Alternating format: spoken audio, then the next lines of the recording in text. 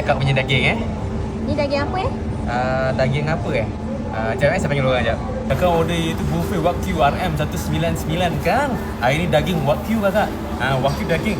Ni halal ke tak Halal ke tak?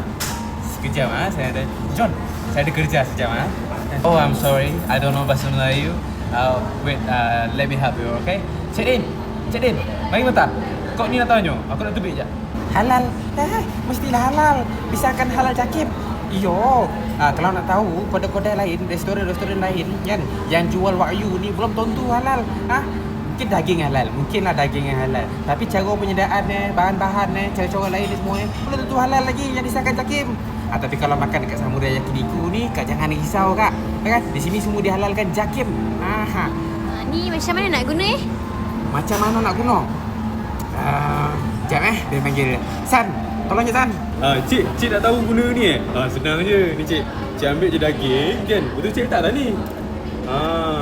Nanti dia panas nanti cik pusing-pusing. Betul cik makan. Makan dekat sini apa yang special? Dapat apa Makan dekat sini apa yang special Sekejap saya ada kerja sekejap. Saya ada kerja sekejap. Tolong jap.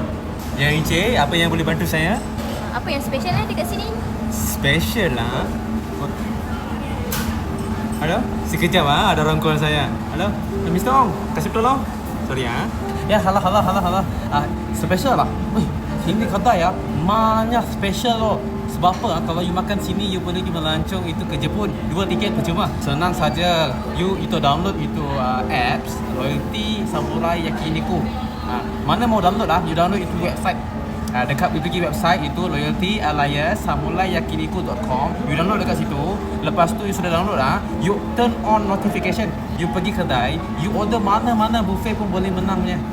Tapi ingat ini sampai 28 Februari sahaja. Nanti dia umum dekat TikTok nanti you boleh tengok dekat TikTok Samurai Yakiniku. Cik adik manis. Ni makan seorang ni habis ke? Nak abang teman kan? Tak apa, tengah tunggu suami. Suami? Eleman, kau tolong dia ni. Tak apa dia nak dah. Ya kak. Semua tepat. Boleh. Macam Bang, panggil orang lain boleh tak? orang lain.